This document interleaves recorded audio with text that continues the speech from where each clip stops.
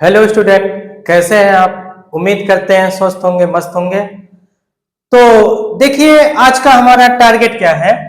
Class 11 subject chemistry, chapter first, basic concept of chemistry, यानी रसायन विज्ञान की मूल अवधारणाएं। ठीक है, का ये वीडियो फर्स्ट है।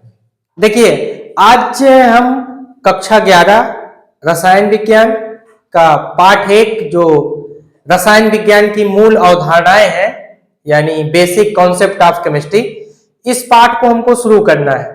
ठीक है, और इस पाठ का ये जो है वीडियो फर्स्ट है। ठीक है, और जो है देखिए, इसमें हमको पढ़ना क्या है। इसमें हमको द्रव्य के बारे में पढ़ना है, यानी पदार्थ के बारे में, और दूसरा हमको पढ़ना है, दूसरा टॉपिक है पदार्थों का वर्गीकरण। मैटर के बारे में पढ़ना है और क्लासिफिकेशन ऑफ मैटर। दो टॉपिक पर यहां हम लोग चर्चा करेंगे। ठीक है, तो चलिए आज की पढ़ाई शुरू करते हैं। तो देखिए, सबसे पहले हम लोग पढ़ेंगे द्रव्य के बारे में। द्रव्य यानी पदार्थ, या इसको हम लोग इंग्लिश में कहते हैं मैटर। ठीक है, देखिए द्रव्य क्या है। द्रव्य वह है जो स्थान घेरता है, जिसमें भार होता है तथा जिसका ज्ञान हम अपनी ज्ञानेंद्रियों द्वारा कर सकते हैं, द्रव्य कहलाता है। वही द्रव्य है। ठीक है, जैसे कुर्सी, मेज, कॉपी, पेन, कलम, ये सब क्या है? द्रव्य है। ये हमारे हाथ में देखिए मार्कर है, ये भी द्रव्य हमारा है, क्योंकि इसमें कुछ भार है, इसमें यह स्थान भी घेरेगी और इसका अनुभव भी हम कर पा रहे हैं, अपने हाथ से पकड़े हैं, इसका अनुभव हो रहा है, तो इसलिए ये क्या है? द्रव्य है। ठीक है, फिर से एक बार सुन लीजिए। देखिए, द्रव्य वह है जो स्थान घेरता है, जिसमें भार होता है तथा जिसका ज्ञान हम अपनी ज्ञानेंद्रियों द्वारा कर सकते हैं। ठीक, जैसे कुर्सी, मेज, कॉपी, पेन, कलम आदि। देखिए, द्रव्य यानी पदार्थ की 3 कंडीशन होती है। सबसे पहली, तीनों कंडीशन फॉलो होना चाहिए, तीनों शर्तें जो है पूरी होनी चाहिए। पहला, वो स्थान घेरना चाहिए, स्थान घेरता हो, पहली बात हो गई। दूसरी बात, उसमें भार या द्रव्यमान हो। ठीक है, भार बटे द्रव्यमान होना चाहिए। ठीक, तीसरी बात है जिसका अनुभव हम अपनी इंद्रियों या ज्ञानेंद्रियों से कर सके।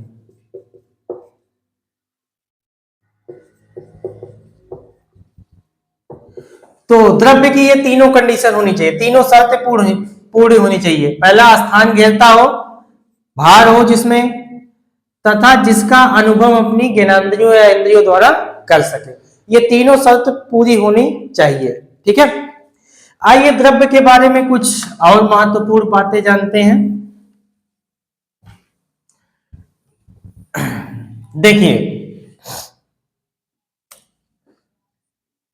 पॉइंट नंबर 1, भारतीय दार्शनिक है, भारतीय दार्शनिक, जिनका नाम है कणाद, महर्षि कणाद, महर्षि कणाद। तो इन्होंने बताया कि जो ब्रह्मांड में जो द्रव्य है, वो जो है 5 तत्व से मिलकर बना है। वायु, जल, आकाश, ठीक है, अग्नि, इन सब से मिलकर बना है। वहीं पे हमारे ग्रीक के दार्शनिक हैं, ग्रीक दार्शनिक,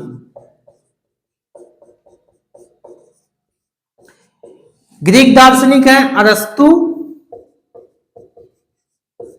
और प्लेटो। इन्होंने बताया कि जो द्रव्य होता है, द्रव्य को अनंत तक विभाजित किया जा सकता है, अनंत तक विभाजित किया जा सकता है।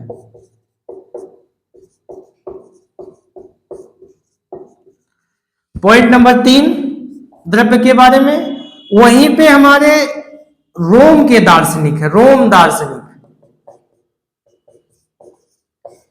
जिनका नाम है ल्यूक्रिटस महोदय, ल्यूक्रिटस। इन्होंने बताया, ल्यूक्रिटस, इन्होंने बताया कि जो द्रव्य होता है वो सूक्ष्म अविभाज्य कणों से मिलकर बना है। यानी द्रव्य जो है ये सूक्ष्म अविभाज्य कणों से मिलकर बना है।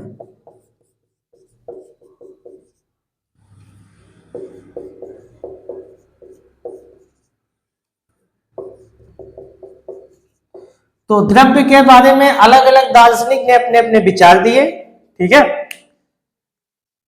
तो भारतीय दार्शनिक थे महर्षि करात, उन्होंने बताया कि जो पदार्थ है, जो द्रव्य है हमारा, ये पंच तत्व से मिलकर बना है। वहीं पे आ जाते हैं हमारे ग्रीक दार्शनिक अरस्तु और प्लेटो। इन्होंने बताया कि द्रव्य को अनंत तक विभाजित किया जा सकता है। और हमारे जो रोम के दार्शनिक है ल्यूक्रिटस महोदय, उन्होंने बताया कि जो है द्रव्य सूक्ष्म अविभाज्य कणों से मिलकर बना है।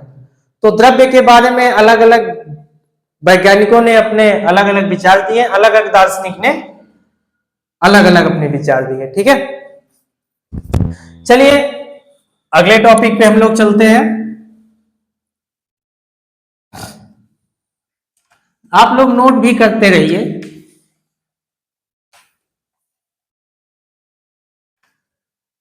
अब अगला टॉपिक हमारा है पदार्थों का वर्गीकरण।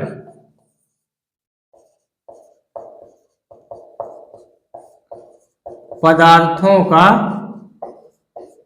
वर्गीकरण, क्लासिफिकेशन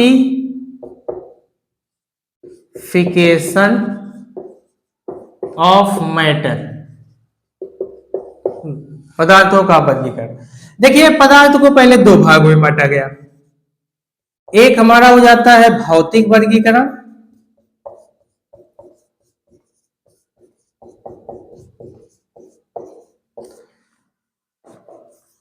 और दूसरा हमारा हो जाता है रासायनिक वर्गीकरण।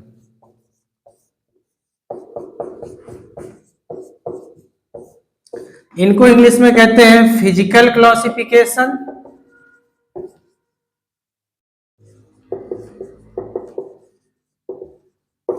और इनको कहते हैं केमिकल क्लासिफिकेशन।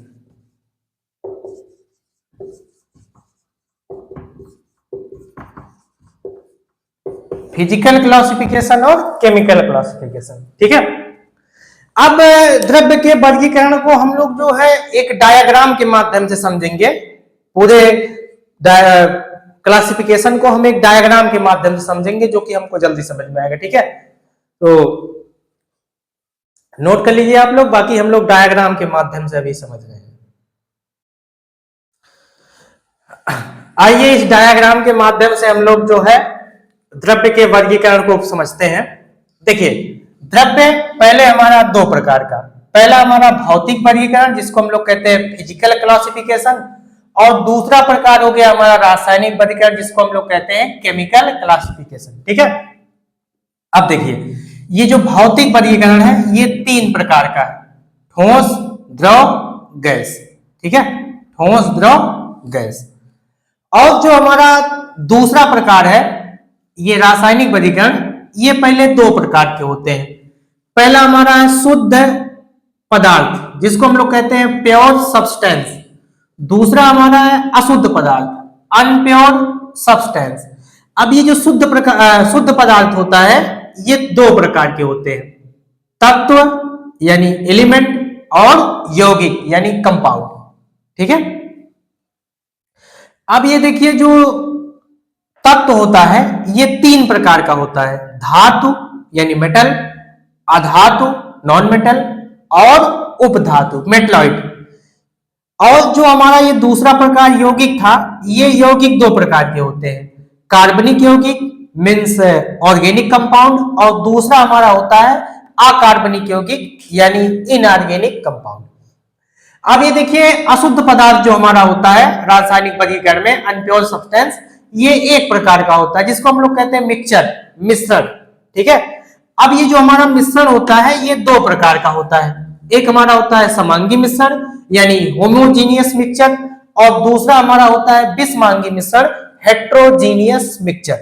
ठीक है, तो ये हमारा होता है द्रव्य का वर्गीकरण। ठीक है, आप लोग इसका स्क्रीनशॉट या इसको नोट कर लीजिए। ठीक है, उसके बारे में उसके बाद हम लोग बारी बारी से सबके बारे में समझते हैं।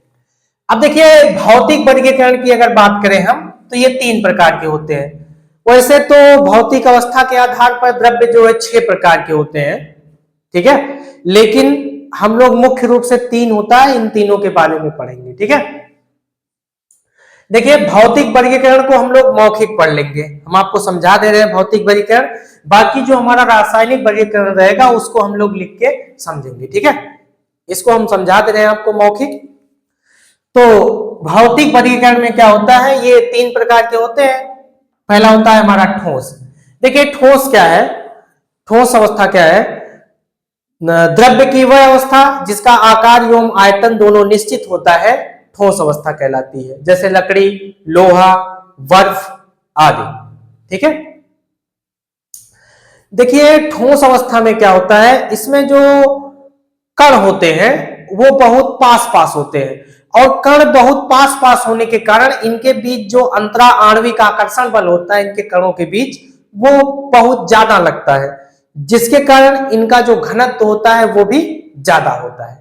ठीक है, अब देखिए बारी आती है दूसरा प्रकार यानी लिक्विड, जिसको हम लोग द्रव कहते हैं। द्रव क्या होता है, पदार्थ की वह अवस्था जिसका आयतन तो निश्चित होता है परंतु आकार निश्चित नहीं होता है, द्रव अवस्था कहलाती है। जैसे जल, दूध, तेल आदि। ठीक है, अब देखिए जो द्रव अवस्था होती है इसमें जो मॉलिक्यूलर अरेंजमेंट होता है यानी अणुओं की जो व्यवस्था का क्रम होता है वो ठोसों की अपेक्षा थोड़ा दूर दूर होते हैं, जिसके कारण इनके कणों के बीच जो अंतरा आणविक आकर्षण बल होता है वो ठोसों की अपेक्षा कम होता है। और जब आकर्षण बल कम होता है, कण थोड़ा दूर दूर होते हैं, इसी के कारण इनके घनत्व जो होते हैं वो भी कम होता है। ठीक है, आगे आ जाइए हमारा गैस अवस्था। गैस क्या होता है, द्रव्य की वह अवस्था जिसका आकार एवं आयतन दोनों निश्चित नहीं होता है, गैस अवस्था कहलाती है। इन्हें जिस बर्तन में रखा जाता है, जिस भी बर्तन में इन्हें रखा जाएगा उसी का आकार एवं आयतन ग्रहण कर लेते हैं। ठीक है, जैसे ऑक्सीजन है, उसको हम जिस सिलेंडर में रखेंगे उसी का आकार एवं आयतन ग्रहण कर लेगा। ठीक है, एग्जाम्पल पे जैसे वायु है, ऑक्सीजन है, नाइट्रोजन है, हाइड्रोजन गैस है, ये सब गैस।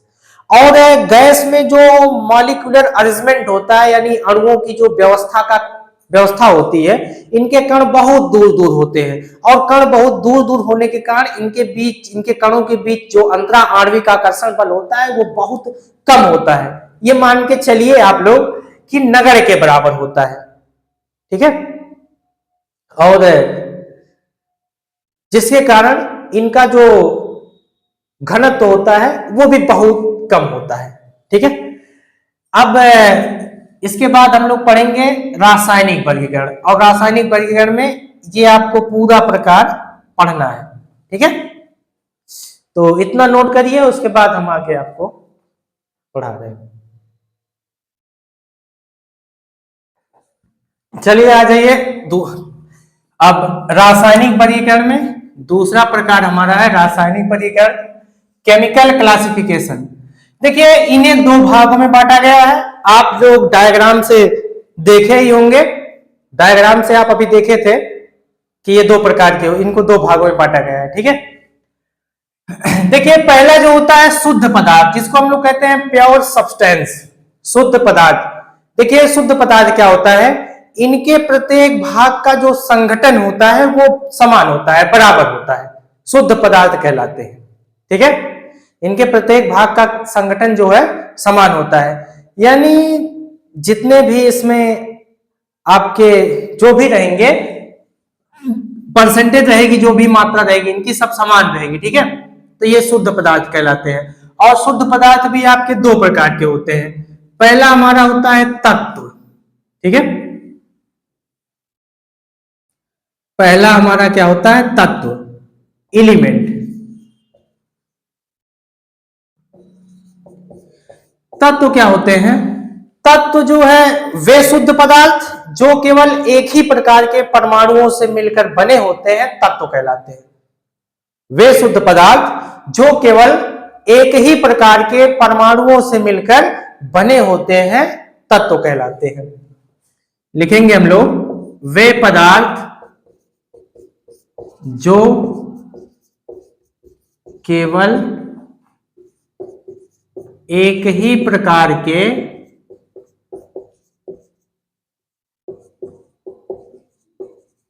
परमाणुओं से मिलकर बने होते हैं, तत्व कहलाते हैं।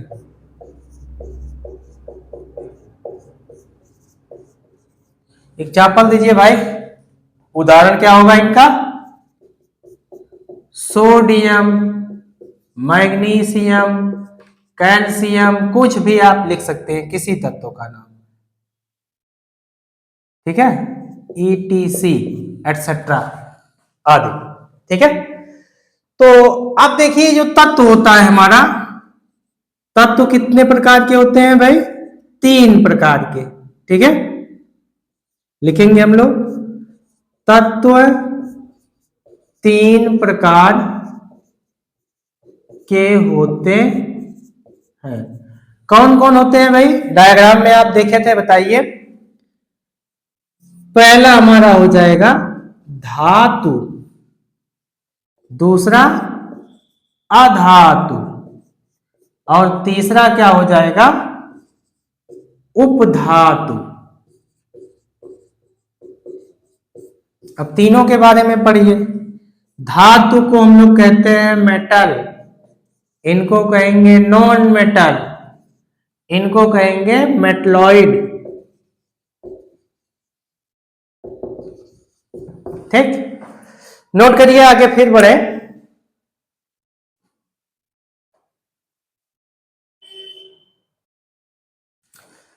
देखिए, पहला प्रकार हमारा क्या है? धातु, मेटल। धातु क्या होते हैं? वे पदार्थ या वे तत्व जो इलेक्ट्रॉन का त्याग करके धनायन बनाने की प्रवृत्ति रखते हैं, धातु कहलाते हैं। धातु का काम ये होता है इलेक्ट्रॉन को छोड़ देना, ये अपना इलेक्ट्रॉन छोड़ देते हैं, इलेक्ट्रॉन त्याग कर देते हैं, ठीक है, और धनायन बनाते हैं। तो वे पदार्थ जो इलेक्ट्रॉन का त्याग करके धनायन बनाने की प्रवृत्ति रखते हैं, धातु कहलाते हैं। जैसे सोडियम, कैल्शियम, मैग्नीशियम, एल्यूमिनियम, ये सब क्या है? धातु है। देखिए, अगर हम सोडियम की बात करें, आप यहां देखिए, एग्जाम्पल देख रहे हैं तो यहां देख लीजिए। अगर हम लोग सोडियम की बात करें तो सोडियम का जो परमाणु क्रमांक होता है वो होता है 11, और इसका अगर हम लोग विन्यास करेंगे 2,8,1 हो जाएगा। इसके बाह्यतम कोश में 1 इलेक्ट्रॉन होता है, और ये अपना ऑक्टेट कंप्लीट करने के लिए 1 इलेक्ट्रॉन छोड़ देता है, और जब 1 इलेक्ट्रॉन का त्याग करेगा तो इस पे 1 + चार्ज जाएगा, धनायन बना लेगा, सोडियम आयन बना लेगा, ठीक है। सेम कंडीशन, और इसका ऑक्टेट भी कंप्लीट हो जाता है। जब 1 इलेक्ट्रॉन त्याग किया तो पहले 11 था, अब 2,8 यानी 10 हो गया, ये 1 का त्याग कर दिया। अगर हम लोग यहीं पे कैल्शियम की बात करें तो एटॉमिक नंबर होता है 20, ठीक है। विन्यास हम लोग करेंगे 2,8,8,2। आउटर मोस्ट ऑर्बिटल में कितने इलेक्ट्रॉन्स है? 2, यानी बाह्यतम कोश में इलेक्ट्रॉन कितने हैं? 2।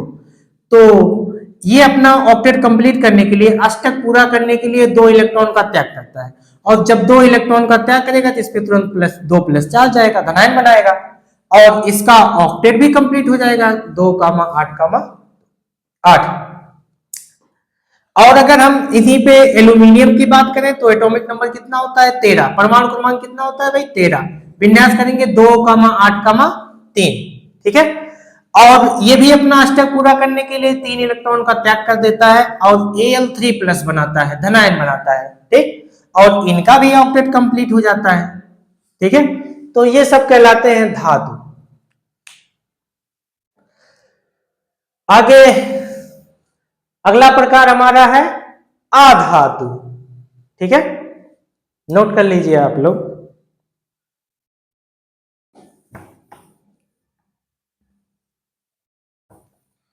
दूसरे प्रकार की अगर हम बात करेंगे, दूसरा प्रकार है अधातु। ठीक है, नॉन मेटल।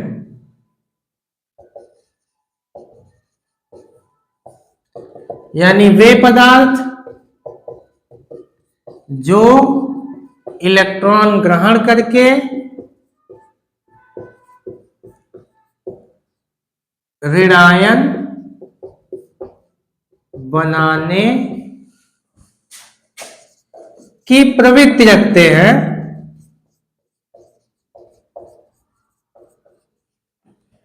अधातु कहलाते हैं, नॉन मेटल कहलाते हैं। ठीक है भाई, वे पदार्थ जो इलेक्ट्रॉन ग्रहण करके ऋणायन बनाने की प्रवृत्ति रखते हैं, अधातु कहलाते हैं। अगर एग्जाम्पल की हम लोग बात करें तो क्लोरीन, ऑक्सीजन, नाइट्रोजन, ईटीसी। ठीक है, आइए इनको समझते हैं। क्लोरीन, एटॉमिक नंबर बात करें तो 17 होता है, परमाणु क्रमांक 17, विन्यास करेंगे 2, 8, 7। बायतम कोष में 7 इलेक्ट्रॉन है, इसको 1 इलेक्ट्रॉन चाहिए अष्टक पूरा करने के लिए, तो 1 इलेक्ट्रॉन ये ग्रहण करेगा तो इस पे 1 माइनस चार्ज जाएगा और इसका ऑक्टेट भी कंप्लीट हो जाता है। ठीक है, वहीं पे हम लोग बात करें ऑक्सीजन की, O, तो इसका एटॉमिक नंबर 8 होता है, तो 2, 6, अष्टक पूरा करने के लिए 2 इलेक्ट्रॉन की कमी है, तो इसको 2 इलेक्ट्रॉन चाहिए, तो ये क्या करता है, 2 इलेक्ट्रॉन ग्रहण कर लेता है और ऋणायन बना लेता है, O2 माइनस बन जाता है और ऑक्टेट भी इसका कंप्लीट हो जाता है। आगे हम लोग बात करेंगे नाइट्रोजन की, तो परमाणु क्रमांक इसका होता है 7 और अगर विन्यास किया जाएगा 2, 5, ऑक्टेट कंप्लीट करने के लिए 3 इलेक्ट्रॉन चाहिए अष्टक पूरा करने के लिए। ठीक है, तो 3 इलेक्ट्रॉन ग्रहण करता है और N3 माइनस नाइट्रॉइड बनाता है। ठीक है, ऋणायन बना लेगा और ऑक्टेट भी क्या हो जाएगा, कंप्लीट। ये होते हैं अधातु। ठीक है, आपका लास्ट पार्ट जो है तत्व का वो होता है उपधातु। ठीक है, उपधातु तीसरा प्रकार हमारा है उपधातु, मेटलॉइड। उपधातु क्या होते हैं, वे तत्व या वे पदार्थ जो, या जिनमें कह दीजिए, जिनमें धातु व अधातु दोनों के गुण पाए जाते हैं, दोनों के गुण पाए जाते हैं, उपधातु कहलाते हैं। एग्जाम्पल की अगर आप लोग बात करेंगे तो एंटीमनी, बिस्मथ, ठीक है, बिस्मथ नहीं, आर्सेनिक, एंटीमनी, जर्मेनियम, चलिए लिख लेते हैं, arsenic, S, antimony, SB, germanium,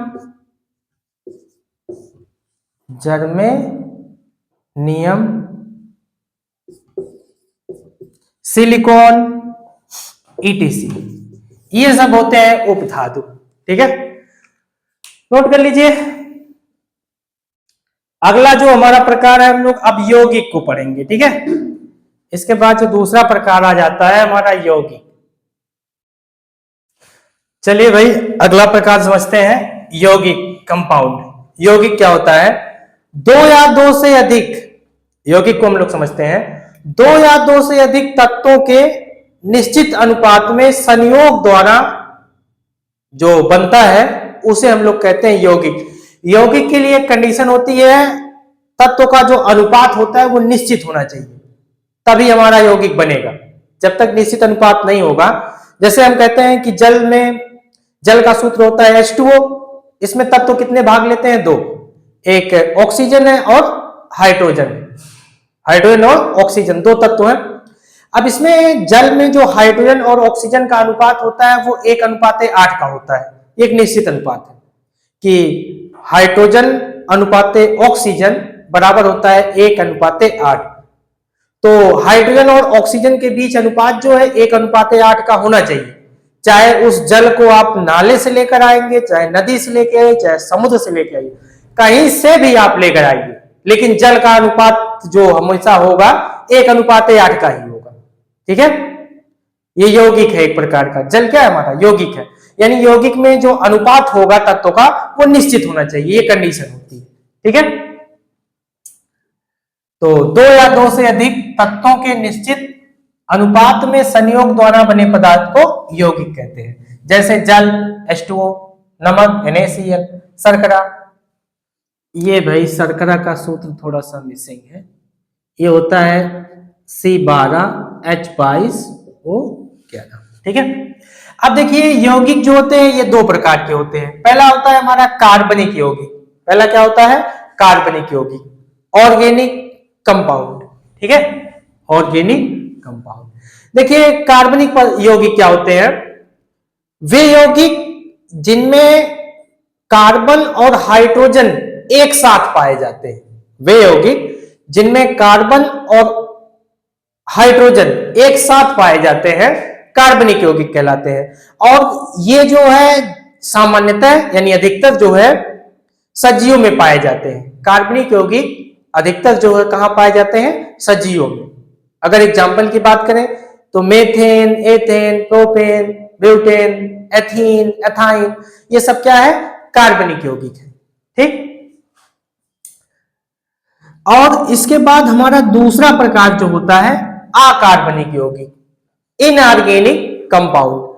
वे यौगिक जिनमें कार्बन और हाइड्रोजन एक साथ नहीं पाए जाते हैं वो अकार्बनिक यौगिक कहलाते हैं। इसमें कोई और भी तत्व हमारा आ सकता है कार्बन और हाइड्रोजन के अतिरिक्त, लेकिन कार्बन और हाइड्रोजन एक साथ नहीं रहेंगे। ठीक है, हो सकता है हाइड्रोजन के साथ कोई दूसरा तत्व आ जाए या कार्बन के साथ कोई दूसरा तत्व आ जाए, तो ये अकार्बनिक यौगिक कहलाते हैं। और ये जो अकार्बनिक यौगिक होते हैं ये अधिकतर जो है निर्जीवों में पाए जाते हैं, निर्जीवों से प्राप्त किए जाते हैं। ठीक है, जैसे अमोनिया, जल, H2O आदि। देख लीजिए, वे यौगिक जिनमें C व H यानी कार्बन और हाइड्रोजन तत्व एक साथ नहीं पाए जाते हैं अकार्बनिक यौगिक कहलाते हैं। और ये अधिकतर निर्जीवों में पाए जाते हैं, निर्जीवों से प्राप्त किए जाते हैं। जैसे अमोनिया है, जल है, ठीक है, आदि। नोट कर लीजिए आप लोग। देखिए शुद्ध पदार्थ का प्रकार पूरा हो गया हमारा। दूसरा है अशुद्ध पदार्थ। अशुद्ध पदार्थ क्या होते हैं? इनके प्रत्येक भाग का जो संगठन होता है वो समान नहीं होता है, और जो हमारा अशुद्ध पदार्थ होता है वो केवल एक ही प्रकार का होता है। ठीक है, एक प्रकार का, जिसका नाम हम लोग देते हैं मिश्रण। ठीक है, तो मिश्रण क्या होता है? दो या दो से अधिक पदार्थों को किसी भी अनुपात में मिलाने पर जो मिश्रित पदार्थ हमारा बनता है उसको हम लोग मिश्रण कहते हैं। ठीक है, और मिश्रण होता है हमारा दो प्रकार का। आइए देखते हैं। अशुद्ध पदार्थ, इनके प्रत्येक भाग का संगठन समान नहीं होता है, ये केवल एक ही प्रकार का, जिसको हम लोग कहते हैं मिक्सचर, मिश्रण। तो दो या दो से अधिक पदार्थों को किसी भी अनुपात में मिलाने पर जो मिश्रित पदार्थ प्राप्त होता है मिश्रण कहलाता है। ठीक है, और ये कितने प्रकार के होते हैं? दो प्रकार के। पहला प्रकार हमारा क्या होता है? समांगी मिश्रण, जिसको हम लोग कहते हैं होमोजीनियस मिक्सचर। अब समांगी मिश्रण क्या होता है? वह मिश्रण जिसमें जो अवयव होते हैं एक समान रूप से घुल जाते हैं। वह मिश्रण जिसमें अवयव एक समान रूप से घुल जाते हैं समांगी मिश्रण कहलाता है। और अगर हम लोग एग्जाम्पल की बात करें तो जैसे जल में चीनी का विलयन, जल में हम क्या करेंगे? चीनी घोल देंगे, तो चीनी जो है समान रूप से जल में घुल जाएगी, तो ये समांगी मिश्रण हमारा बन गया। जल को नमक में घोल दीजिए तो भी समांगी मिश्रण बन जाएगा। ठीक है। या और हम कह सकते हैं कि वायु में विभिन्न गैसों का मिश्रण। अभी वायु में तमाम गैसें होती हैं, उसको हम लोग कहेंगे समांगी मिश्रण। और समांगी मिश्रण की एक खास बात और होती है, आप इनके कण को देख नहीं पाएंगे। ठीक है, अगर हम लोग जल को चीनी में घोल दें और पूरी तरह से वो घुल जाए तो आप उनके कणों को आप देख पाएंगे? नहीं देख पाएंगे। तो ये होता है हमारा समांगी मिश्रण। ठीक है, देखिए वह मिश्रण जिसमें अवयव एक समान रूप से घुल जाते हैं समांगी मिश्रण कहलाता है। इनके कणों को आसानी से देखा नहीं जा सकता है, जैसे जल में चीनी या नमक का विलयन, वायु में विभिन्न गैसों का मिश्रण। ठीक है, अगला प्रकार हमारा विषमांगी मिश्रण। विषमांगी मिश्रण क्या होता है? हेटेरोजीनियस मिक्सचर, वह मिश्रण जिसमें अवयव एक समान रूप से वितरित नहीं होते हैं, एक समान रूप से घुल नहीं पाते हैं, मिक्स नहीं हो पाते हैं, वो हमारा कहलाता है विषमांगी मिश्रण। जैसे मिट्टी में बालू को मिला दीजिए, जल में मिट्टी को मिला दीजिए और बालू में लोहे का बुरादा मिला दीजिए, इनके कणों को आप आसानी से देख पाएंगे। तो ये होता है हमारा विषमांगी मिश्रण। आप लोग नोट कर लीजिए या स्क्रीनशॉट ले लीजिए। तो आज के लिए बस इतना ही। ठीक है, बाकी अगली वीडियो में हम लोग डिस्कस करेंगे। तो यहाँ हमारे पास टारगेट था द्रव्य के बारे में पढ़ना, तो हमने द्रव्य के बारे में अध्ययन किया।